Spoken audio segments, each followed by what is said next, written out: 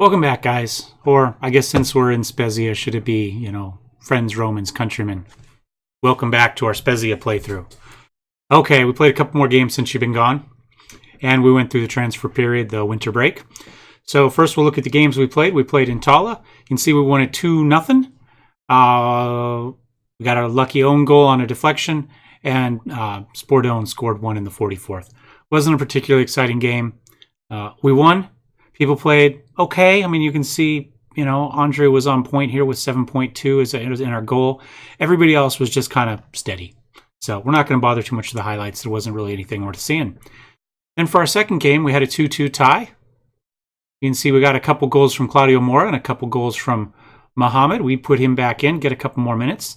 And, we got our two up front. And then, of course, they came storming in the back from the back to tie it up and steal our win away from us. So one of those frustrating, football manager moments, right? It is what it is. Let's go ahead. We'll watch the highlights in that real quick. Okay, there we go. We feed it back out to Testa. We brought him in, young guy, on the wing in defense. And there he is. Mohamed gets the bounce off the goalie and in. We started Testa just because we were so short on players. We had, I want to say, 6 players injured at this point. 4 starters, essentially a rotation, a main rotation guy, whatever you want to call Polo, and a backup. So we were a little bit. Oh, there we go. That was our second half start. Beck here gets it again. I'm talking, so I missed most of it. But anyway, we were really just not a lot of people left. Walking wounded. And you can see I've got more wounded out there. Oh, we got Polo actually back. That was him first, maybe his first game back.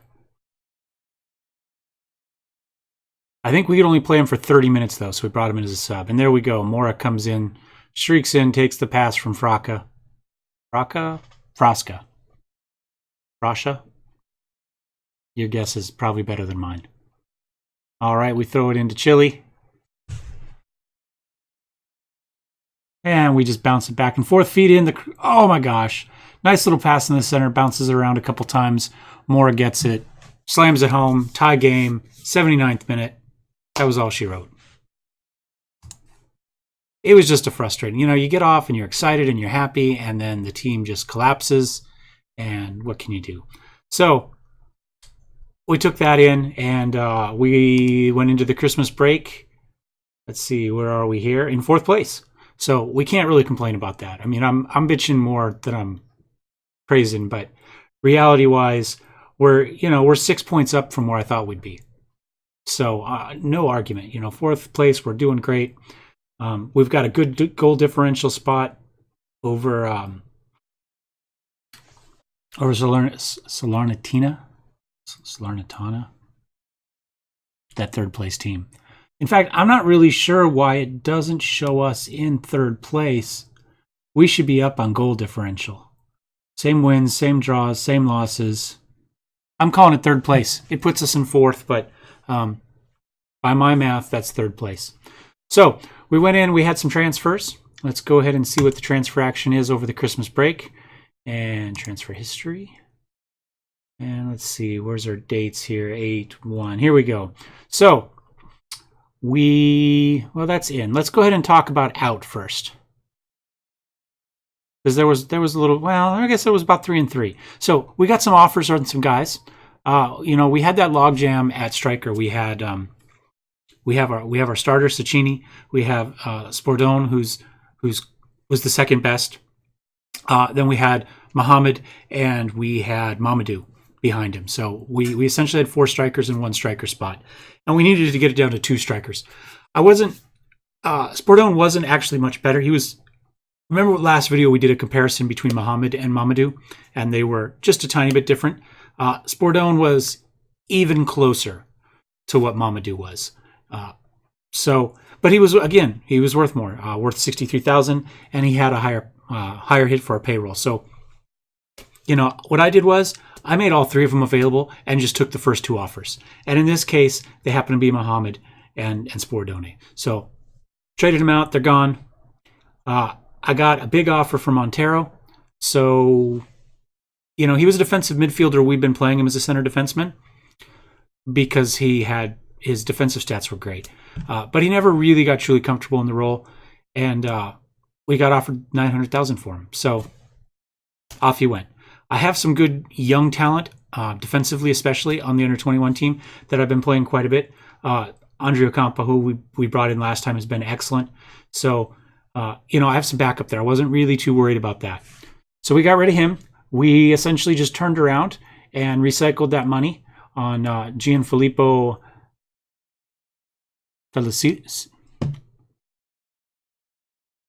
Celio Lee Gion. So we're just going to stick with Gion. Anyway, he was $1 million. So there was our swap. 900,000 for $1 million. Then I'm going to go ahead and take a look at him real fast. There you go. We brought him in because he can essentially play any position here on the wings. It doesn't matter. Defense to attack. We're going to primarily play him out here on defense. But you can see we weren't terribly deep up here either. More like right here. This is where I tend to play. So having another body that could fill in, somebody that in the game or on the subs roster is really useful and can fill a lot of spots for us. So he's great. And you can see he's not a terrible defender either. His defending isn't quite as good as some of our others, but he's got a lot more speed. So we throw him out there in the wing. He's going to be a lot better in transition. He can move up to support the attack, and then he can get back on time without getting blown out by the next guy. Mentals are good. Technical's good. Most of my defenders are weak on technical, so that's a nice little bonus. He's not particularly good in the air, but we're going to have him out on the wings, so that shouldn't be too much of a handicap. So that is our expensive guy, and he's 24 years old. He's going to get better. You know, he's got maybe 2 or 3 more years of growth in him. So these numbers should come up a little bit. But for the moment, he's meant to just be depth and to fill in a lot of positions for us. And he does that very well. He was expensive. I believe he also counted as a high... high famous, whatever. I'm supposed to be bringing in high profile. That's what I'm looking for. One of the club's signing philosophies is high profile players, and I've been bad at it because high profile generally means they're expensive and not very good. And it's also not something I figured out how to scout for. So I just kind of have to wait for the scouts to throw a guy up and say, hey, this would be good for that signing policy. So anyway, we took him. He helps with that, ticks that box, and fills in a lot of positions. Then we brought in Giuseppe Falco here. Free transfer. We're going to use him just as depth in the midfield here. He can play mid or attacking mid. And like I say, great physical, great vision, decent speed. Technical's okay. Mental's okay. Again, not particularly good in the air. He'll be here in the middle of the field. Hopefully he's not going to be too big. Defending, I'm not thrilled about, but we can kind of separate our midfields into more attack and more defense, and we'll be okay. He's going to be more of a support guy. You can see first touch of 11. He's got decent free kick. He's got really good penalty taking, which is something we don't have a spectacular lot of. His passing's okay. Great teamwork, great work rate, decent vision. He's just depth for now, but he's only 20 years old. So, you know, we get him in there, we get him some play time. He's going to do a little bit better. I think he's going to be a good kind of playmaker. We're going to distribute the ball well through him and help a lot on the transition. Not super fast, 10 and 10. But again, you know, we're not asking him to attack, and he doesn't have to be the first guy back on defense. So we can live with that for now. And he was free. And he was a young guy, which is one of my other signing philosophies. And it is getting a little bit dark. Whoa, that changed that a lot. Sorry, guys. That background's going to be a little white. I have a new webcam, and it's supposed to be able to take out the backgrounds automatically as long as they're fairly monochromatic and essentially green screen things for you. It doesn't work. It chops off my head, or it chops off my hands, or it just shows the backdrop, or every time you move, it gets messed up. And it's supposed to learn as you go, but I gave it half an hour today playing with it, and nothing. We'll have to make an actual, well, it doesn't have to be a green screen, but we'll have to do a green screen and then do it and get software that'll cut it out. I don't think, I'm using the free version of OBS, the lowest level, so I don't think it does that, but I do have a license here from buying the camera for XSplit for 3 months, so maybe we'll try that. Maybe we'll do a little bit more research. But anyway, for now, you've got a white background. Okay, last guy we brought in, Matteo Vernacchi here. And again, young guy, 18 years old. Whoops. Brought him in just for filler. We're going to put him on the youth team squads and bring him up. For a young guy, strong aerial, strong mental, pretty good defending. Physical's not spectacular, but, we can bring up the strength. Stamina is going to be a killer on here, but I foresee him being more of a substitute guy anyway. His potential is not spectacular. The scouting had him up a little bit higher, and then when we brought him in here, and he's been here for a week or two, and the coaches have looked at him, this has dropped considerably. But again, we're going to throw him on the under-20s for now. Actually, I have him on the under-20s, I guess. I must not have enough numbers. I meant him for the under-18s, but I've gone through and kind of played with those two rosters and tried to fill up the under-20s with the best talent at the moment, and then kind of everybody that was young enough backfilled into the under-18s. So we'll try to get the best guys, the highest level, highest quality competition that we can. Anyway, nothing spectacular. Bring him in. Is what it is. And that got us through the Christmas break. 3 in, 3 out. I think we've done okay. I've sold $6 million. We've only brought in $3 million, so that's a nice bonus. Our finances at the end of it, we're still sitting at $2,300,000. That didn't really change much.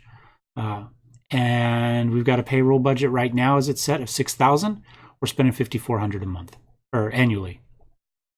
One of these computers I have set per month, and one of them I have set annually. I haven't decided which I like better yet, but anyway, that's that. And the cat's down here saying she needs attention, and she's not going to get a whole lot, so I'm probably going to get clawed. So that's our month. Let's go ahead and see what our schedule looks like. Our next game, Benevento. They are in 10th place.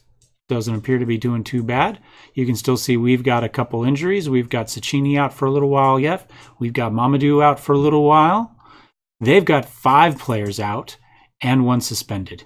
So that's, and 1 doubtful with a lower back stress fracture. I would not want to play with a stress fracture.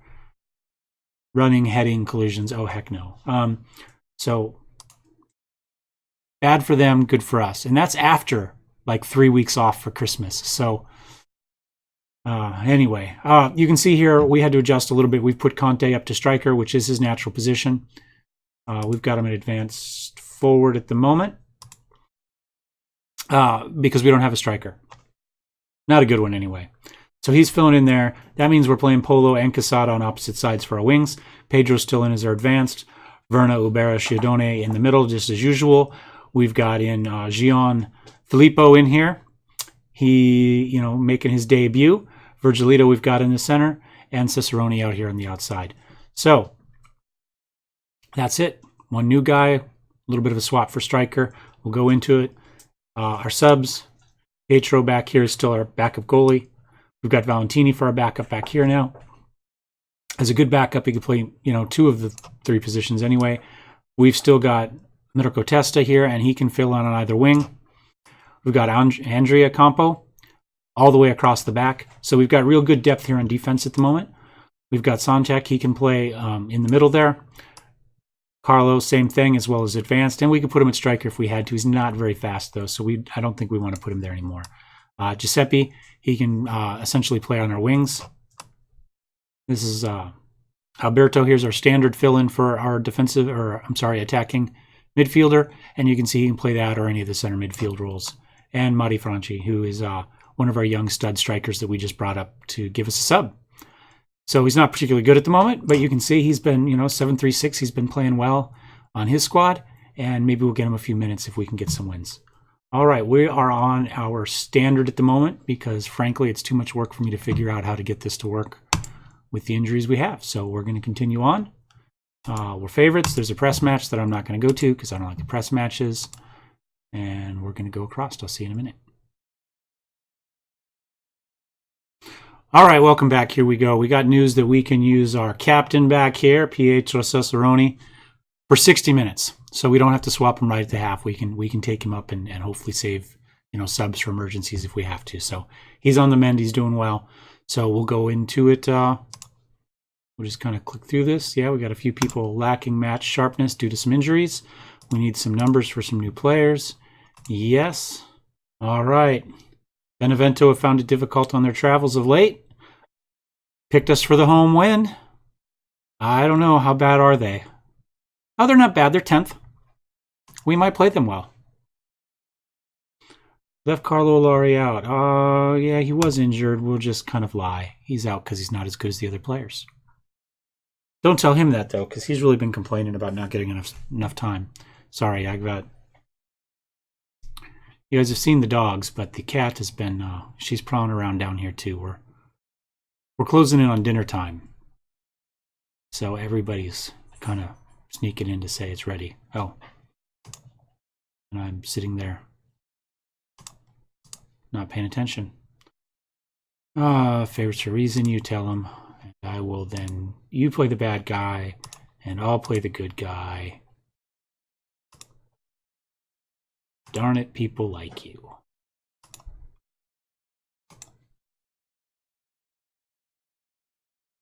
Guess if there's a group in the world that's going to fall for that speech, it is footballers.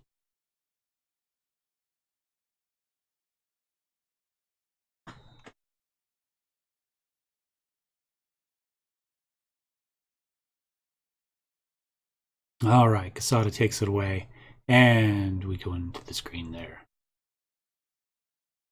Oh, we got the header there. Berna heads it back out. Crosses the half line where they grab it again and regroup. Oh, deep shot into Comey. Doesn't have to do anything with it. Peels it out to Del Ponte. Comey. Oh, great shot in there. Sekulin's on it, though. Kicks it out for a... Or blocks it out for a corner kick. Corner kick in. They went for far side there. Nothing happens. Gets blocked out. Zola has it. He brings it up on the left wing. Tries to cross it through one of our players. That didn't work so well. Hey, maybe this one's for us. Ubari manages to get it. Passes it back to Verna. Casada. Polo's got it in the edge. He feeds it back into Schiadone. Kick it back to the captain. He sits on it for a while. Decides to feed it back up to Verna. Down into Pedro. Trying to find the spot there. We're just not finding the leak. There's the new guy. Ubara. Oh, Polo's got a little bit of space. Nope, he feeds it back. Ubara, Vera. Conte. Oh, he was offside and he had the shot too. I don't know. I think we got hosed on that one. Speaking of which, we had a match a while back. And I said I was really interested in wondering how the ref was graded at the end of it. Because I think he went into it with, he averaged like 0.03 red cards and 4.1 yellows, and he gave out like 7 yellows and a red. And I didn't look there, but while doing the editing, I paused and looked at the screen when it came up, and he got rated 7.7, and it said he may have showed favoritism to the home team. So, yes, we did get lucky in that one. So I'm not going to argue, though. The check is in the mail for him. Nobody tell FIFA.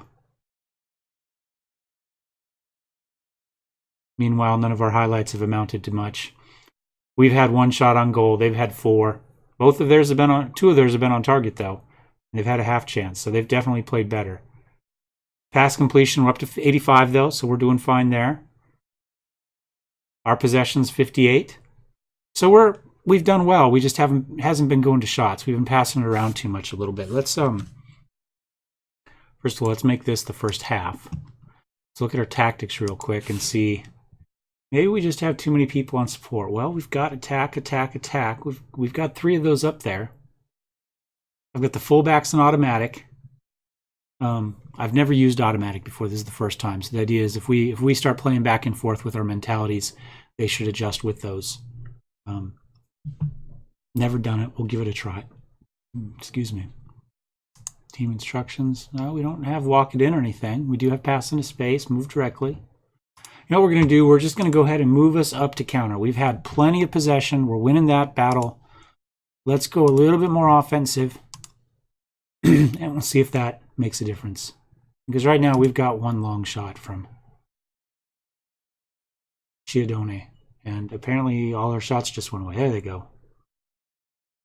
And Schiadone just got a yellow card. So you speak his name and bad things happen. So how about Suarez? Let's see if we can get him a yellow card. Nope, got Virgilito one. I don't know how this rule works. I don't know the rules, obviously. And there's another one. We've got 3. Well, we're getting frustrated, apparently, would be my guess. Things are getting... We'll see here in a minute. Oh, Quesada feeds it in. Oh, no! Went off the outside of the post and was cleared. Oh, my gosh. That was as close as it's come for us so far. All right, let's look. No, motivated, fired up, seems composed.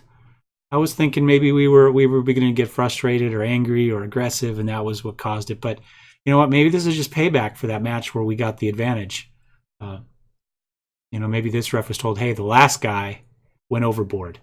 We need some balance in life. There needs to be a yin to the yang. Nail him to the wall. And that's what's happening. I don't know. Yeah, match is still ours. No, I think that's what we're gonna do. We're just gonna go. We'll go counterattacky here. Maybe we'll go up to 60. We've got to trade out Pietro at that point anyway. So at 60 minutes, we'll take a look at our instructions. We'll swap him out and we'll see what we want to do. And we'll take a look at possession time. If possession time is still way over 50, and we've got a tie or a lead, then we'll maybe we'll go up to the middle position, which I can't think. Standard. Oh my gosh, there we go. Out of nowhere, bolt of lightning. Pedro gets the free kick goal there. See it in slow-mo. Oh, it bounces off a player's head. He's going to have a headache. Deflects up into top left corner. Nothing the goalie could have done. Not his fault at all.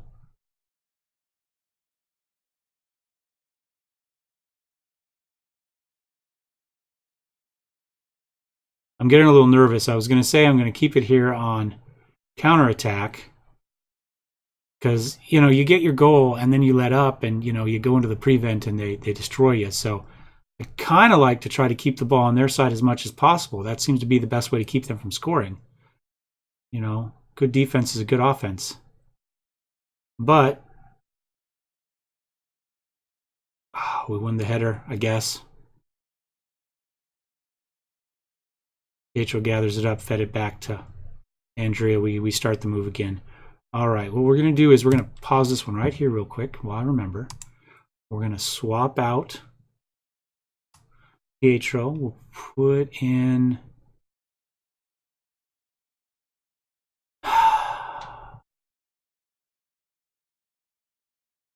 Probably should put in Andrea. But we'll put in Mirko. We'll put him in. And that's his side. He's not as good a player, but he's got the comfort level on that side. And he did play well in the couple matches we used him. He wasn't like a 9.3 or anything. He was like 6'8", 6'9", but he didn't make any huge mistakes. He didn't give up any goals. So we'll just kind of, well, maybe one of them was to his side, but he didn't play bad. I'm not arguing. So he earned a little more time.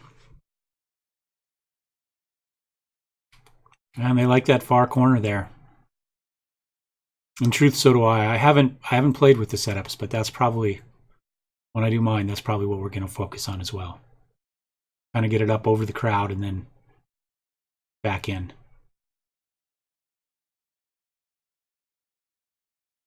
Oh, this one's ours. Into the middle, nothing happened. Control it. Polo had a shot, bounces off. Shidoni wasn't able to catch up to it before it rolls out. You know what I'm going to do? I know this is maybe going to slow things down, but we're going to slow down the match replay a little bit here so I can actually keep up when I do a little bit of play-by-play. Oh, that was bad. That was horrible. Luckily, he just didn't push it. I don't know why. They could have... I mean, we had our 3 back, but that's a lot of space for somebody to come running up. Maybe somebody else on the flanks pass it in. Or just walk it up the middle like that and take your shot.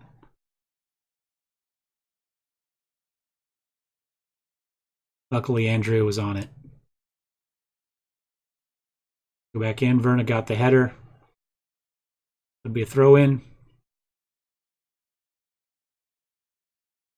At 7, 6, 5, 4, 3. 2 minutes plus injury time left. Conte was trying to bring it up the side. No doing. Conte's been a lot quieter at striker. Oh my gosh. Can we feed that back over to somebody? Nope. I hate that. You know, everybody's down. Nothing's going on. There's this big, huge opening, and there's just nobody there. The ball just sits there. Anyway, Conte hasn't been nearly as dynamic as a striker as he was as a winger. And partly maybe that's the way we played it. Maybe if we played him a little bit more isolated up there and ran him up, you know, those big passes we get to him, whereas we do utilize our wingers a lot more. And we do have an attacking midfielder as well.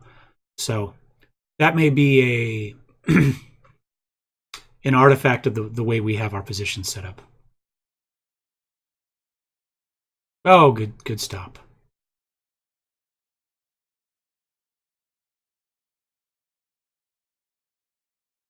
Potentially it means that for us, speed for the striker isn't as big a deal.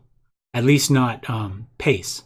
Maybe acceleration to kind of break through when you're there and there's a bunch of groups and you can make your move and get through. But overall pace seems to be much more important for the way we play it for our wingers than for our striker.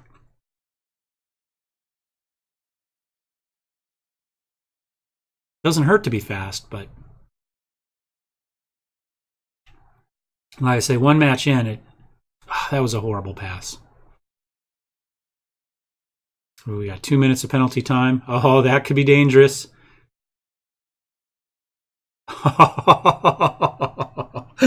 We got really, really lucky there. Oh, he was offsides. And I didn't think he was initially, so I'm not going to go back and look at it. That gift horse in his mouth can remain unseen.